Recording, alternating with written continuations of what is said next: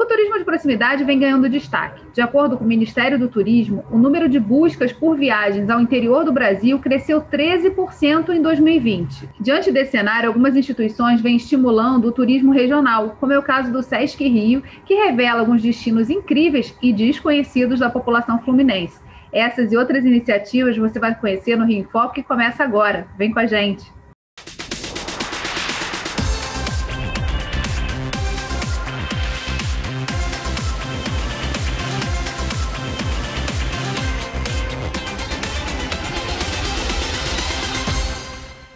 No programa de hoje, eu converso com o diretor de programas sociais do Sesc RJ, Fernando Silva. Oi, Fernando, tudo bem?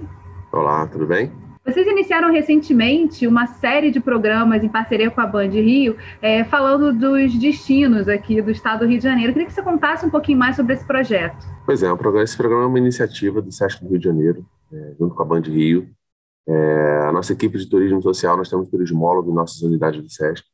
Nós abordamos todas as pequenas riquezas e joias turísticas que o Rio de Janeiro tem, mas que não são tão conhecidas quanto as já tradicionais, né? E aí, só que são tantas riquezas, só que são tantas relíquias turísticas, tanta opção, tanta variedade, que a gente teve que montar 26 edições desse programa Sesc na Estrada para justamente poder mostrar cada uma dessas riquezas para a nossa população, que são tão pouco divulgadas. Gente, um pouquinho desses destinos, assim, qual foi o foco? Vocês começaram pela Baixada Fluminense, não foi? Exatamente, a gente já mostrou. O programa está indo ao ar às 18h50, né, dentro do Jornal da Band, na Band Rio, e nós já mostramos o passeio de balão de Xerém.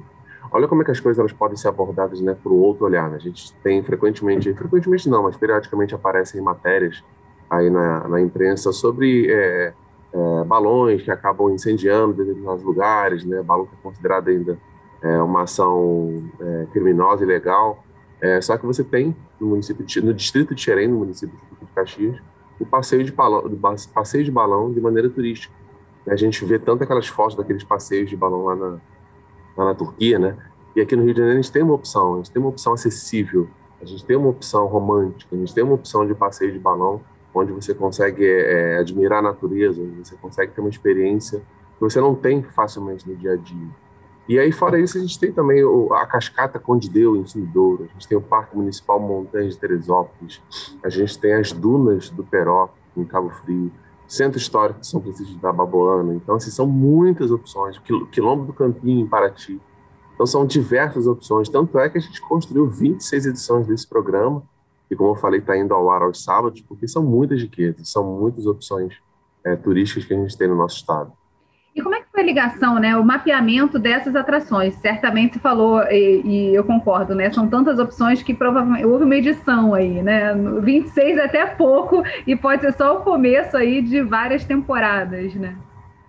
Exatamente. Em 2019, quando ainda estava tudo presencial, a nossa equipe de turismo social, ela faz um trabalho de curadoria, né, de locais, do aspecto histórico-cultural, do aspecto educativo dos passeios turísticos, das excursões turísticas junto à nossa população, para que ele tenha sempre uma experiência educativa, para que cada vez mais ele saia com a sensação de pertencimento àquele lugar. Nós pertencemos ao Rio de Janeiro, o Rio de Janeiro pertence a nós.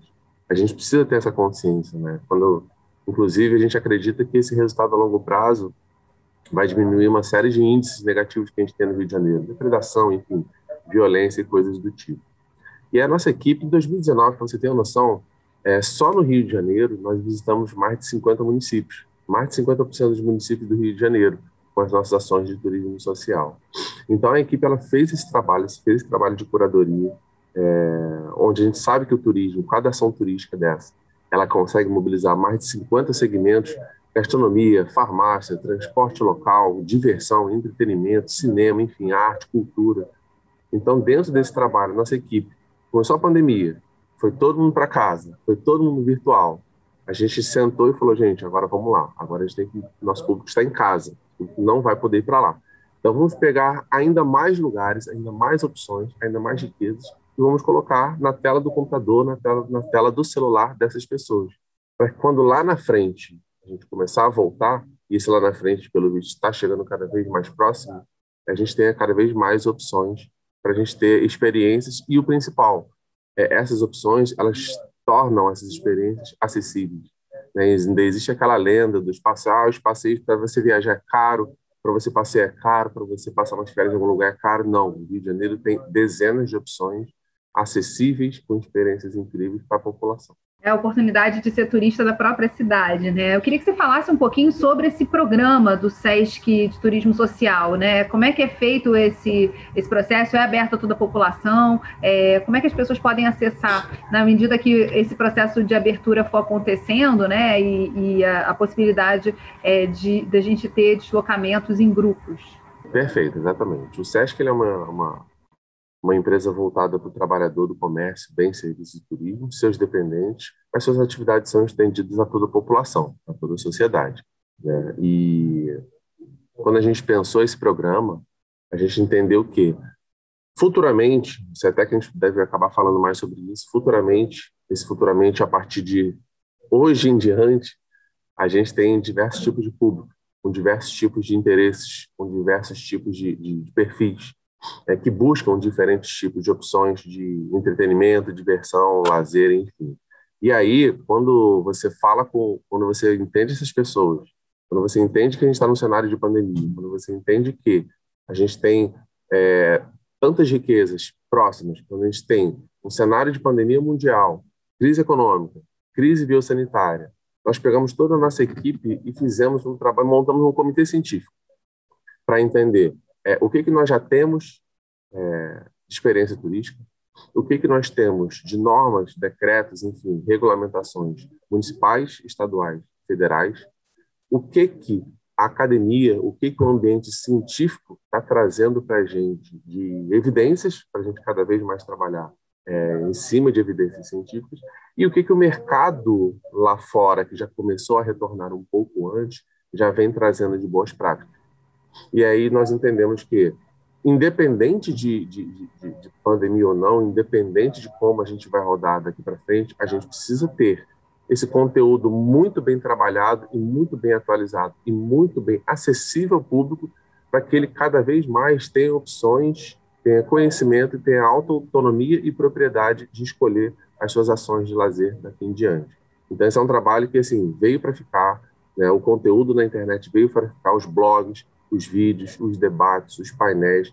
A gente chegou, inclusive, a fazer, já me estendendo aqui um pouquinho, a gente chegou a fazer um workshop, uma oficina de curadoria de fotos de viagens, né, para você reunir as suas fotos, quais as que estão impressas, quais as que estão em arquivo no computador, faz uma divisão. O que você conseguiu descobrir com aquela divisão de fotos que você tem? Será que você fez mais passeios para praias? Será que você fez mais passeios para regiões de frio? Será que você fez mais para gastronomia? Pega esse material e começa a pensar as próximas em cima disso. Você vê um pouco da riqueza que é você trabalhar o conteúdo turístico de maneira digital, né, de maneira a disseminar isso na internet, para você reverberar isso em ações presenciais. A gente vai continuar conversando no próximo bloco, você não saia daí. Rio em Foco aqui, política e economia caminham juntas.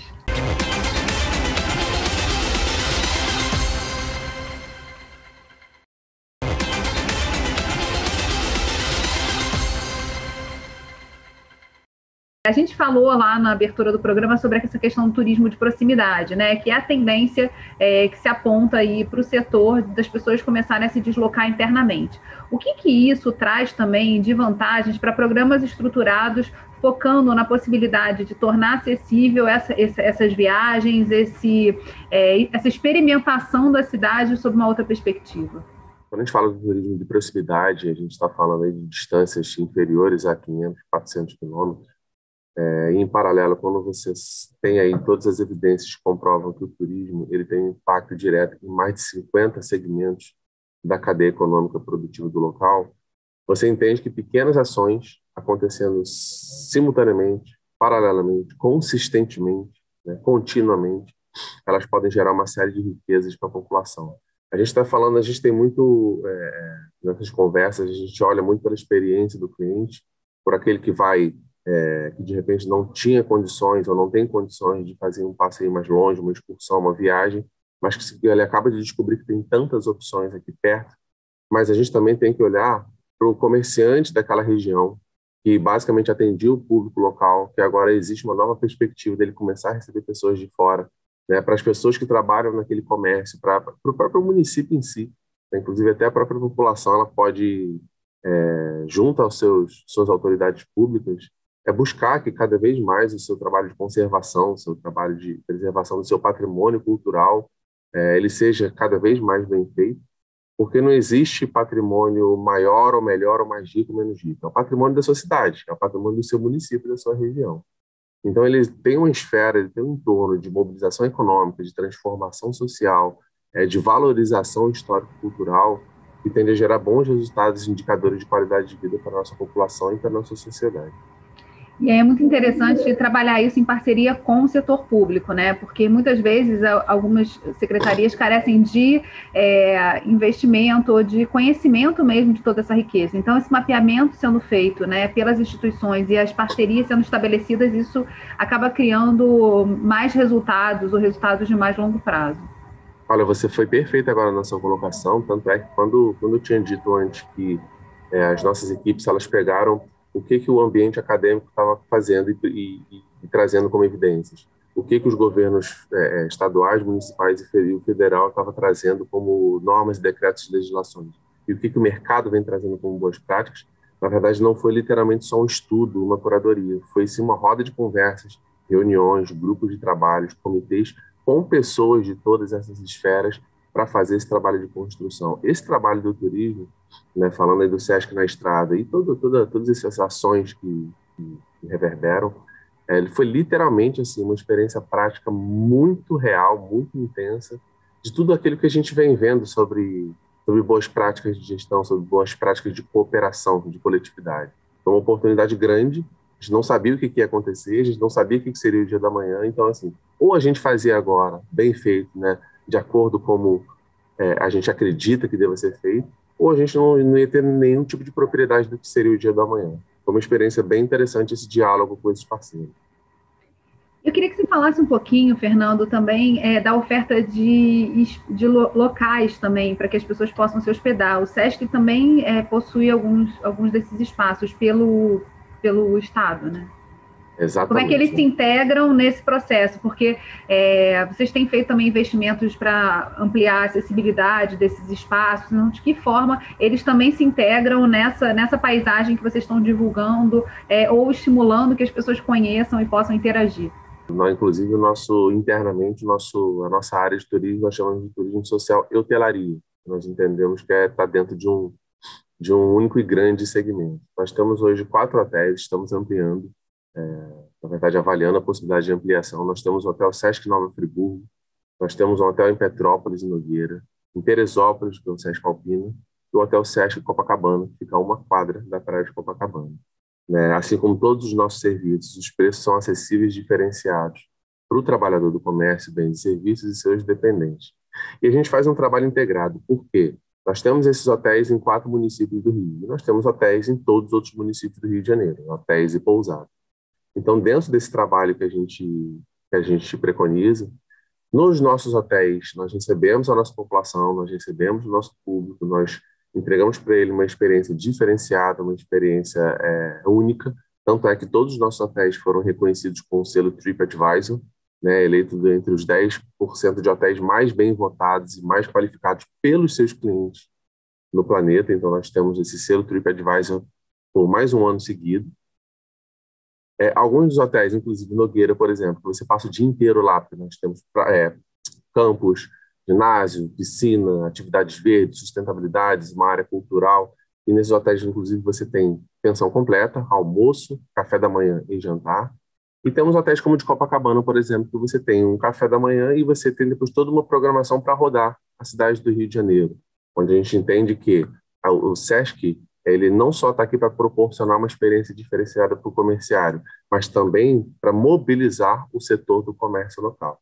Então, é nesse sentido que a gente trabalha com a nossa hotelaria, para dar uma experiência diferenciada para o nosso público. O público trabalhador do comércio merece uma experiência diferenciada, ele merece ter condições de compra, né, de uma ação de lazer, de uma oportunidade de lazer em um hotel de alta qualidade. E não só o nosso comerciário merece essa experiência, como o comércio do nosso entorno também merece cada vez mais ter frutos, ter o seu comércio mobilizado para que todo mundo possa sair ganhando. A gente está literalmente num jogo onde todo mundo precisa sair ganhando. A gente falou aqui, né, do atendimento, da forma do enfoque nas políticas públicas e na interseção com outras instituições que podem apoiar e principalmente na demonstração do valor do turismo como atividade por ela potencializar as demais que estão no entorno, né, e que, na verdade, alimentam todo o setor de comércio e serviços que a gente tem no nosso estado. A gente vai fazer um rápido intervalo e no próximo bloco a gente vai falar um pouquinho mais sobre futuro. Fica aí. Rio em Foco aqui, política e economia caminham juntas.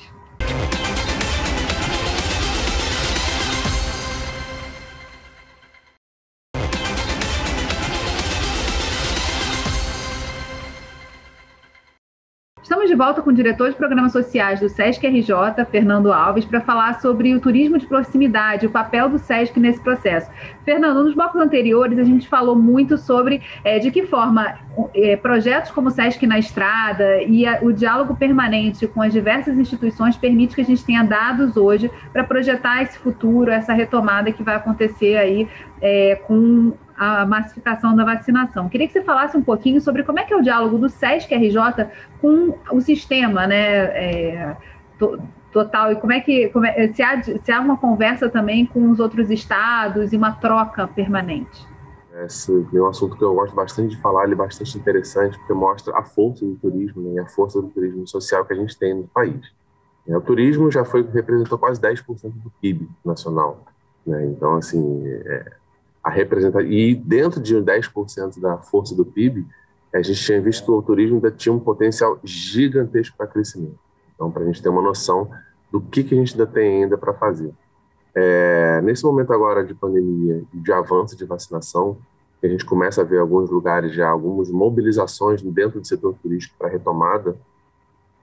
A gente avaliou primeiro os nossos clientes, né? O que o nosso cliente está querendo. A gente tem aí majoritariamente, dentro de vários perfis, pessoas que talvez ainda vão continuar com um pouquinho de medo e vão precisar continuar em casa, e aí elas vão buscar o turismo virtual, elas vão buscar os conteúdos, elas vão buscar as formas de entretenimento histórico-cultural do turismo dentro do seu ambiente de casa, dentro do seu celular, dentro do seu computador.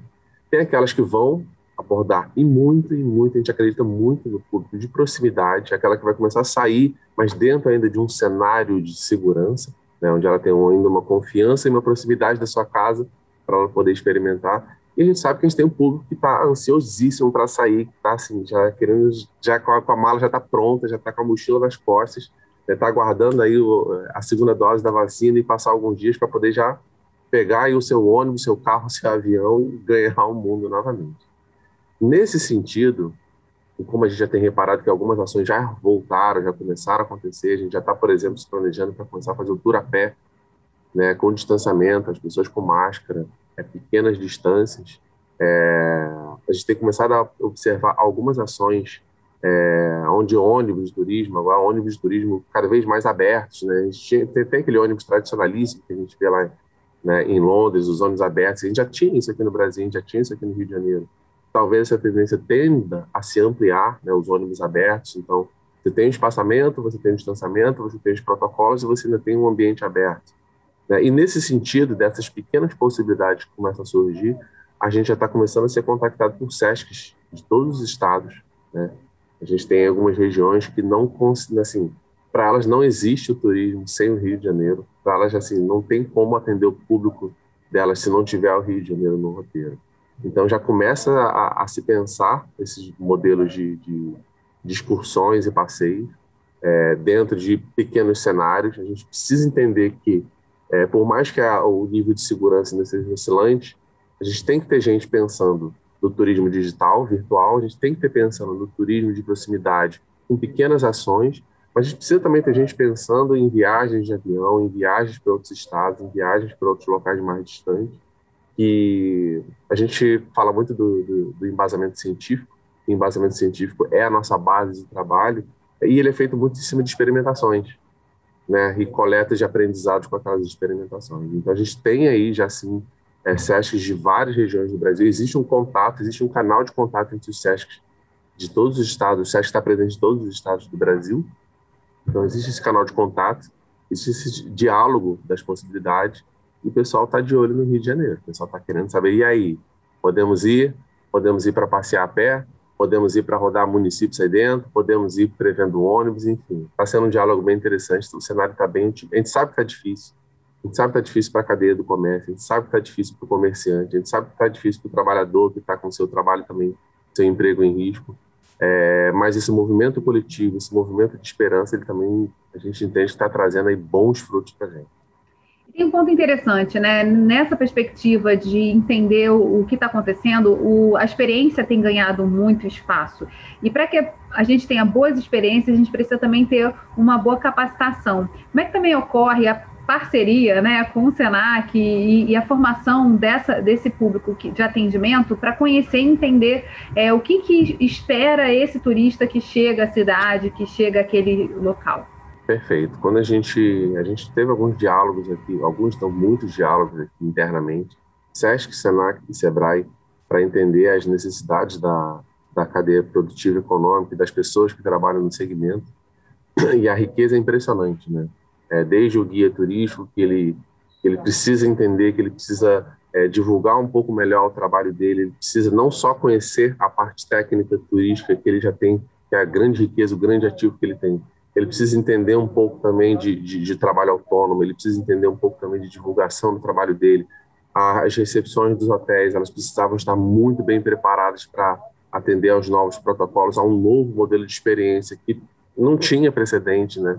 Então, eram experiências muito novas. O comerciante local daquela região que tem um atrativo turístico, ele precisava entender cada vez mais sobre liquidez de caixa, sobre gestão administrativa e financeira, para que dentro do momento de crise desse ele tenha condições um pouco melhores de pelo menos sobreviver até que o mercado comece a voltar. Então foram vários segmentos, foram várias gamas de necessidades de capacitação e qualificação. Nesse sentido foram dados vários cursos gratuitos, nesse sentido foram dados vários workshops, várias oficinas. Foi uma mobilização muito interessante, muito positiva, porque você viu realmente que o Brasil, dentro da sua riqueza, dentro da sua criatividade, dentro do seu espírito de empreendedorismo, a educação ela é uma necessidade extrema em todos os segmentos. Quando a gente fala de educação, a gente não fala só de educação formal, né? Educação empresarial, educação comercial, educação financeira, educação administrativa, educação de comunicação. Então, todos os segmentos, a educação formal e informal, ela é uma necessidade extrema, ela precisa estar presente diariamente no nosso dia a dia. E essas ações de qualificação e capacitação, elas não, falando como SESC, Sebrae e Senac, elas não foram pontuais em função de uma crise de pandemia. Elas são e todas precisam ser contínuas, porque esses aprendizados estão diretos. E teve uma questão também muito interessante, né, que durante esse processo, que foi justamente o papel da digitalização. Na verdade, as tecnologias são um apoio aí para garantir a segurança de quem está tendo essa experiência com turismo. Então, houve também uma necessidade de investimento por parte da hotelaria nessa questão das reservas, etc. Você começar a ter mais instrumentos para poder garantir um serviço à distância seguro para quem está querendo partir para uma experiência prática e local, né? Perfeito, com certeza. Todo mundo agora teve que se tornar virtual, né? A gente teve boas experiências aqui, inclusive, contrariando o que algumas estatísticas tentavam prever anteriormente. Em algumas das nossas lives, em algumas das nossas ações virtuais, agora durante a pandemia, nós tivemos pessoas de 92, 93 anos assistindo e interagindo com a gente, né? Então, nessa digitalização em larga escala do planeta e da sociedade, não tem mais essa questão de perfil. Todo mundo está ali na telinha, ali, buscando ter uma boa experiência.